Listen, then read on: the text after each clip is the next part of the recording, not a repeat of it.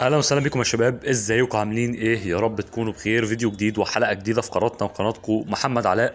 النهارده يا جماعه باذن الله، يعني بص، قبل بس ما ابتدي في الفيديو، انت سريعا باذن الله ما تنزلش. بص، انا مش عايزك تنزل تشترك ولا تحط لايك دلوقتي. نادر ان انت تلاقي حد منشئ محتوى يقول لك كده. عايزك تشترك وتحط لايك في اخر الفيديو يا عم، ما تحطش في البدايه خالص. ليه بقول لك كده؟ لان انا متاكد ان انت النهارده هتستفيد استفاده عالميه. تمام، ان انا هعلمك ازاي تقدر تعمل صورة مصغرة عن طريق تطبيق واحد وعن طريق التليفون بتاعك. لكذا سبب. ممكن تكون مثلا ممكن تكون مثلا انت الكمبيوتر مش متاح معاك دلوقتي، الكمبيوتر فيه مشكلة، انت مثلا في المواصلات، فعندك فيديو فيه صورة مصغرة ناقصة ليه عشان يترفع على اليوتيوب. هو مرفوع جاهز بس ناقص له صورة مصغرة. فطبعا انت مش هتمشي بالكيس، او مثلا انت اللابتوب بتاعك فيه حاجة.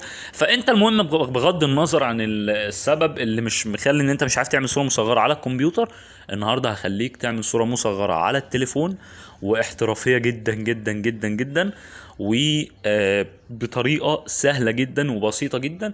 كل اللي انت عايزه منك ان انت هتحمل تطبيق اسمه المصمم العربي ده.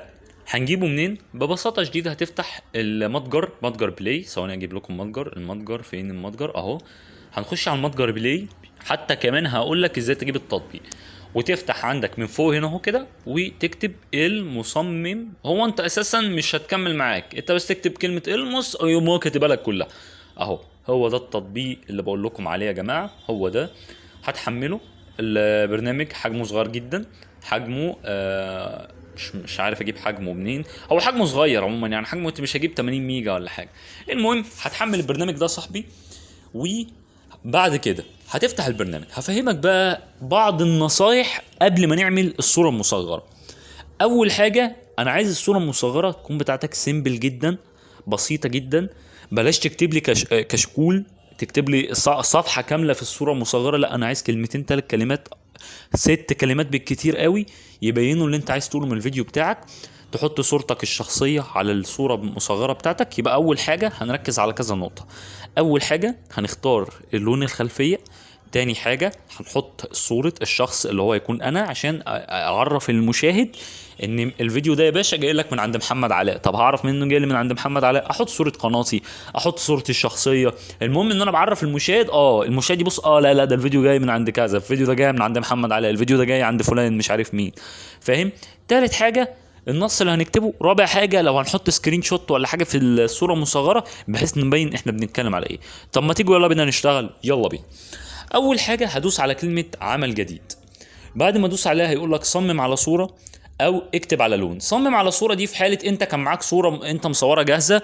تمام، يعني انت مثلا مصور نفسك وانت زعلان ولا حاجه وعايز تكتب على الصوره مثلا يا جماعه، تكتب النص اللي انت هتكتبه عليها. طب انا مش متصور، هتخش على كتابه على لون. هندوس على كتابه على لون كده، فهو ببساطه شديده بيجيب لك المقاسات اللي قدام حضرتك دي. احنا بما ان احنا هنعمل صوره مصغره لليوتيوب فهندوس 16 ل 9. 16 ل 9 ده مقاس الصورة المصغرة بتاع اليوتيوب يا جماعة. بعد كده عندك بقى الوان زي ما انت عايز تقول. تمام، الصورة المصغرة بتاعت الفيديو ده انا هعملها معاكم دلوقتي عشان ابقى عايش معاك التجربة. انا وليكن هاخد الصورة المصغرة، انا عايزها بيضة، اللون هختاره ابيض. بعد كده هقوم دايس صح. تمام، بس وانت بتعمل الصورة المصغرة تقفل الواي فاي عشان ما يقعدش يجيب لك كده يعني. فاحنا نقفل الواي فاي. ثواني اقفله بس كده، معلش دي واحده. تمام. المهم انا عندي زي ما انتم حضراتكم شايفين، اطلع بس بتاع دي كده فوق عشان يبقى الامر واضح لكم. آه الصفحه عندي اللي هشتغل عليها هي دي. هقوم دايس على كلمه الاضافات دي. لو عايز اضيف صوره عندك، عايز تضيف صوره، تضيف ايموجي، تضيف كل اللي انت عايزه. انا هقول له يا باشا انا معلش يا جماعه، بس من غير ما اقصد قفلت التصوير. فالمهم نكمل. هنقول له يا باشا انا عايز اضيف صوره، فيقول لك عينيا. هتقول له، هيقول لك عايز تصورها ولا عايزها من الاستوديو عندك؟ هقول له لا، انا عايزها من الاستوديو عندي. تمام. بعد كده هقوم مختار معرض الصور بتاعي. تمام قوي. بعد كده هقوم مختار الصوره اللي انا عايز اختار، اللي هي وليكن دي. طبعا هي دي بعد الصور كنت انا مصورها يعني عشان كنت هعملها في الفيديوهات.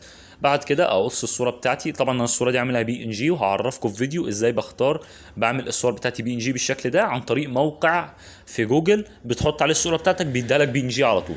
المهم هنقوم دايسين صح يا باشا انت وهو. بعد كده الصوره بتجي لي زي ما حضراتكم شايفين، بقدر اتحكم في الحجم بتاعها عن طريق السهم اللي على جنب ده. بقوم دايس كده ومكبر الحجم كده لحد مثلا ما اختارها بالشكل ده.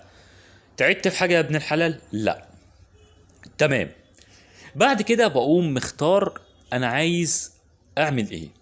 اول حاجه هحط صوره كنت انا عاملها عندي في فيديو قبل كده، هختارها واعمل اضافات، واختار صوره تانية واعمل الاستوديو عشان اختار الصوره المصغره اللي انا كنت عاملها في الفيديو اللي قبل ده.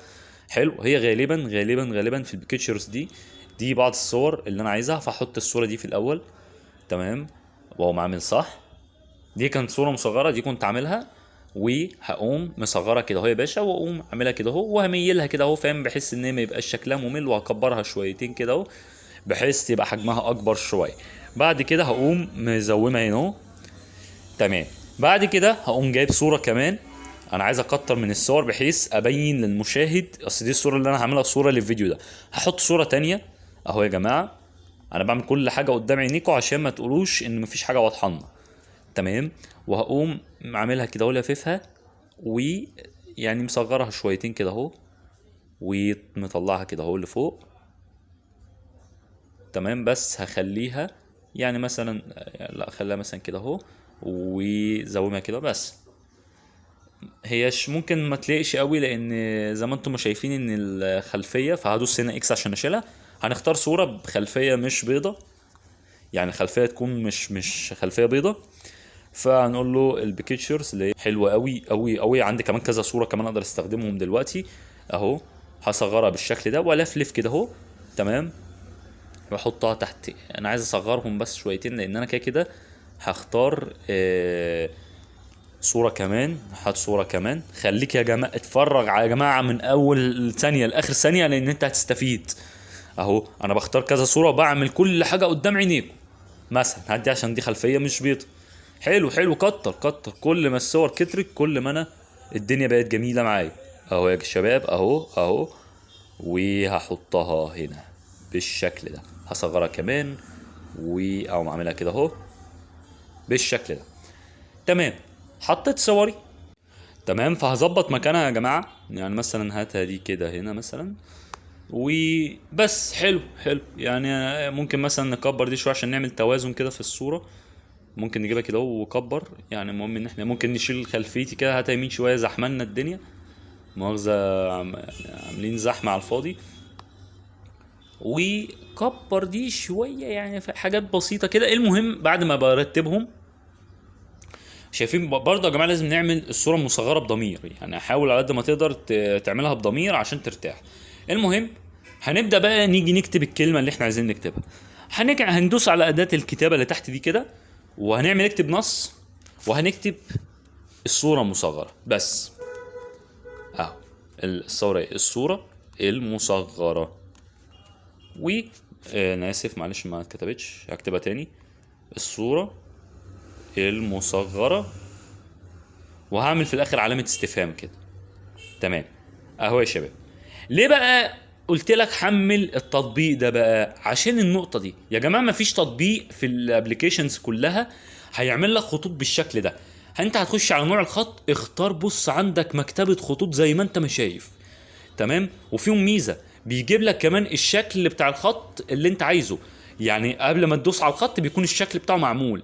تمام. فانا مثلا هختار دي عشان حاسس انها كبيره كده وشكلها جميل، وهقوم جاي كده اهو ومزومها كده من اليمين. ولو حسيت ان الحجم كبير كده برضو من نفس السهم ده، بصغر وبكبر واعمل كده اهو يا باشا. شكر الله سعيكم. تمام.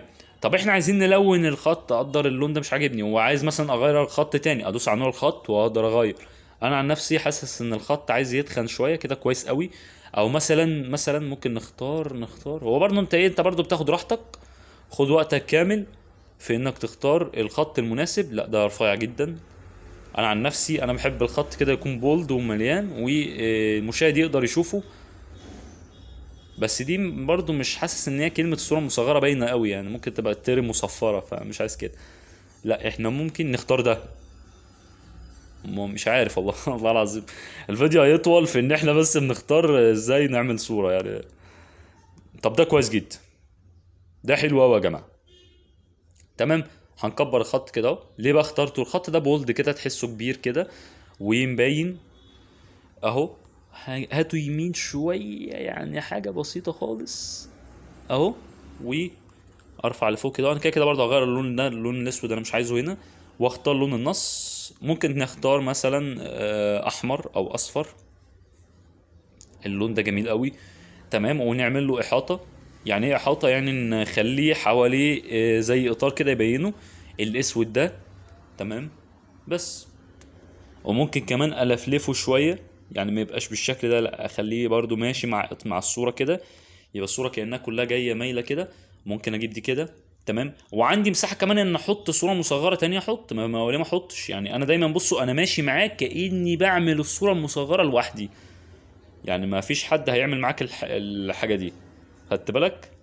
ثواني ممكن نصغرها شويه. هات مثلا كده اهو. لا رجع. هات هنا اهو كده. تمام. ولفلف كده اهو. بس تمام. واضيف كمان صورة. هحط صورة كمان عشان انا نفسي عايز بس ارفعها فوق كده شوية عشان يبقى ماشيين مع بعض كده في استقامة واحدة. الفلف دي كمان كده اهو شوية. تمام.